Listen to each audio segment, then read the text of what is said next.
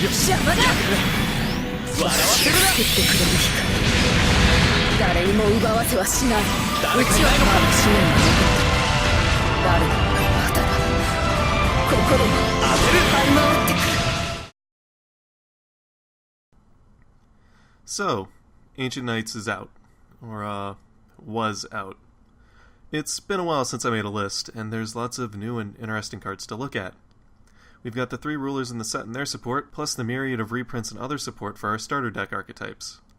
I doubt I'll get around to making decks for everything, but I wanted to at least tackle the things that were interesting to me before they start popping up elsewhere. And to start us off, let's take a look at Mono Light Pandora. So why Mono Light? Pandora's archetype of rock buddies extends across light and water, and cutting out the water part prevents you from having access to one of the strongest spells in the game, as well as plenty of good control cards that the deck needs due to its slower nature. Mono Light tries to bypass the clunkier aspect of the Golem archetype by giving you extra will to use for Mobilize, the Golem exclusive keyword. You see, Golems have some pretty hefty stats for their cost, and they're gated by needing to have extra will paid to attack and defend. Pandora lets you mobilize a Golem until the end of turn, but she's limited to only being able to do it once, meaning you need lots of will to mobilize the rest or have answers to other decks.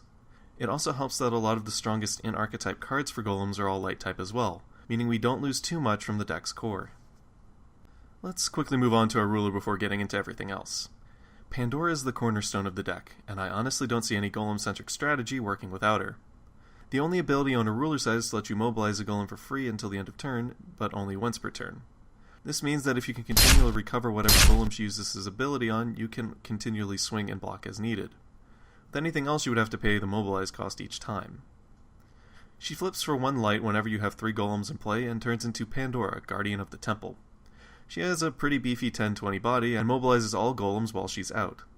She also redirects any damage a Golem would take onto herself. It's pretty cool since she can keep your field from getting wiped out outside of hard destruction abilities.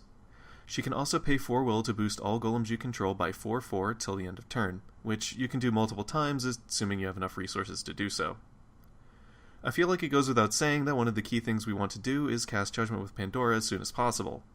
Her beefy stats make her hard to get rid of. Even fire decks that focus on burn and damage abilities have to commit anywhere from 4 to 6 will to take care of her off of chance alone. Seriously, with Moonbeam gone, there's not many cheap destruction abilities for J-Rulers, and your opponent is going to have to put in some serious work to kill you. You don't really want to be swinging in with her if your opponent has a blocker, but her 10-20 stat line will make her a threat on offense or defense against most decks. Alright, let's move on to the little rock boys. First up is Magic Light Warrior, a 6/6 1-drop that costs 1 light to mobilize. The stats on these guys already make them a pretty big threat, and can guarantee you have a way to deal with any turn 1 aggression with Pandora. They also combo well with Soul when you're going second, and allow for you to put 2 Resonators out on the field during your first turn if comboed properly. They're a hard staple in any Golem deck, so run them at 4. The 2-cost Golems are a mixed bag. Magic Sword Warrior and Magic Shield Warrior both serve very different purposes. Sword acts as a direct upgrade to Light Warriors, and has a decent 8/6 stat spread for a 1 light mobilization cost. They come with First Strike, so they can eliminate a lot of 2 or 3 cost threats pretty easily while remaining safe. Shield Warrior, on the other hand, has a 0/15 spread and is meant to be a wall. The problem is that they lack anything else. 1500 defense is a lot, but it doesn't stop flyers, and Shield Warrior is also susceptible to effects like the Mikage Sisters or Unseen Pressure, which destroy targets with low attack values. As it stands, the only reason to run Shield is to keep your Golem count high. Run Sword at 4 and Shield at 2. There really aren't any mid-game Golems in Light. Most of them are in the water half of the archetype. Instead, we get to skip right to the big boss, Ultimate Magic Warrior Gear Atmos. Atmos is a 7-cost 20/20 that destroys an opponent's Resonator on enter. You can also play him by banishing 3 Golems instead of paying his normal cost. You will, more often than not, be playing him with this effect rather than his actual cost, but Mono Light doesn't have a problem hardcasting him either in a dire situation. This guy is our end goal, and as a 2k body is hard to deal with even though he lacks a lot of protection. There are also a lot of cards in the deck that synergize with getting him out, so you shouldn't have too much trouble getting him onto the field. He's kind of cloggy at 4, so I would keep him at around 3. There's only a couple of in-archetype chants, so let's quickly get them out of the way. Conjure Constructs is a 3-cost chant that puts 3 5/5 Golem tokens into the field. This is your gateway into either flipping Pandora over or dropping Atmos. This chant has a lot of utility since it gives you a total of 1500 damage on board that you can swing at your opponent next turn, or 3 blockers that you can use on theirs with Pandora out. Since Mono Light ramps easily, I'd suggest running this at 3 or 4. It's a very cost-efficient card for what it does. Summon Magic Warriors is another 3-cost chant that lets you bring out golems. For its low price, you can look at the top 7 cards of your deck and put 3 golems into your field with a total cost of 5 or less. The obvious play here is to once again get your field in position to either flip Pandora or play Atmos. This works a lot better in a pure golem deck where you'll have a healthy amount of water and light choices to pick from. In Mono Light, you probably don't need more than 1 or 2 since you only have a total of 10 usable targets at most. Crippling Light is the last golem card we'll be using. It's a 5-cost chant with a very simple ability. Destroy all non-golem resonators. This works pretty well against spam decks, or even decks that like to play on the barrier effects. Keep it at 2 in main and maybe a 3rd in the side. This card does the most work when you want to go in for the kill, unless of course you find yourself in a mirror match where it's gonna do jack shit. That does it for all the direct golem support. Let's talk about the rest of the deck. The main early game playmaker is Sol, Envoy of Light. He is a 2-cost 4/4 that brings the top card of your stone deck into play as long as it's a basic light stone.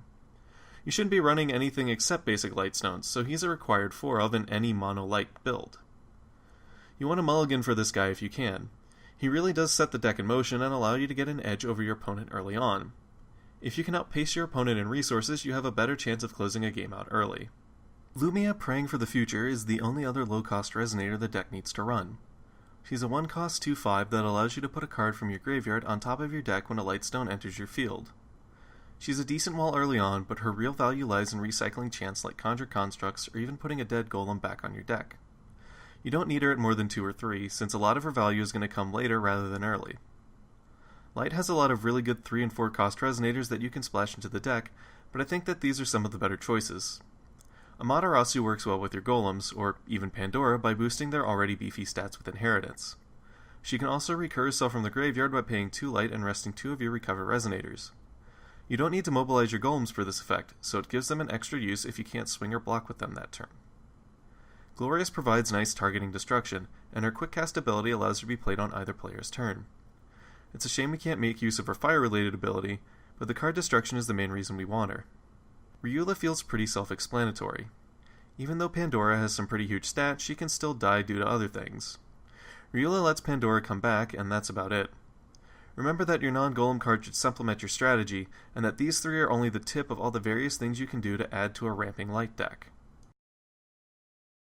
The supporting chant lineup should serve one of 3 purposes. Either 1, recovering golems multiple times, 2, drawing cards, or 3, blinking Solar Atmos to make continual use of their abilities. The first support card is Light of Transmigration. It's a 2-cost light spell that removes a resonator you control and puts it back into its original owner's field at the end of turn. This card is solely here to keep blinking souls so we can call more stones each turn.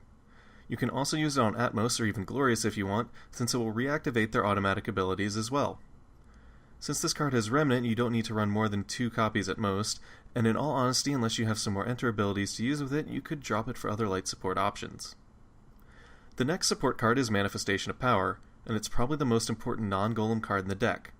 For 1 light and 1 void, you can either destroy an addition or recover a resonator you control and draw a card. Both of these effects are vital to our win condition. Neo Barrier straight shuts the deck down if it gets its seal off, and even without it, it makes golems more costly to mobilize. The recovery ability can be abused with Pandora since she can mobilize a thing till end of turn, letting your golem swing over and over. In a perfect world, you can have Atmos swing for game with this card and maybe a Dreams of Flight to get over everything. You can also use it with Magic Sword Warrior, since its first strike will keep it protected when it swings at other targets. Run this at 4, it's way too important to do otherwise. The last bit of deck space should be dedicated to boosting cards like Dreams of Flight or Magic Sweets, or control cards like Reduction or Magic Light. Golems don't exactly have built-in protection, so Sweets can save you from some pretty scary stuff. Dreams of Flight lets you get over non-flyer boards and lets Atmos or Shield Warrior stop other big and popular flyer choices. Reduction lets you stop threats outright, and Magic Light just straight up removes them. You can also use Amaterasu's Foresight against J-Ruler decks. I'd pick one and keep a few copies of the others in your side just to be safe. Speaking of the side, your options are pretty big here. There's not too much that helps you with your draw power consistency in white golems, so whatever you add needs to be in large numbers. My main recommendations are Zero Circle of Protection to help with problem types like Fire or Darkness. You can also side a lot of extra resonators such as Faria or spare copies of Ryula and Glorious. But keep in mind that when you side a thing in or out, your main goal should always be to try and overwhelm with golems or turn Atmos into an OTK machine. Overall, I think Mono Golems has plenty of weaknesses compared to its intended light water build. But I do think the deck is interesting, and it takes a nice aggressive approach to an otherwise mid-range deck by putting focus on Pandora and Atmos. You lack a lot of reliable recovery that you would otherwise have splashing in water. There's not really much draw replacement power in Mono Light now, at least not unless you're running Pandas or something. The deck itself can make plays, but is susceptible to disruption. Ideally, you want to pop off on turn 3, and from there you can start to put pressure on your opponent and potentially kill them in 1 or 2 turns.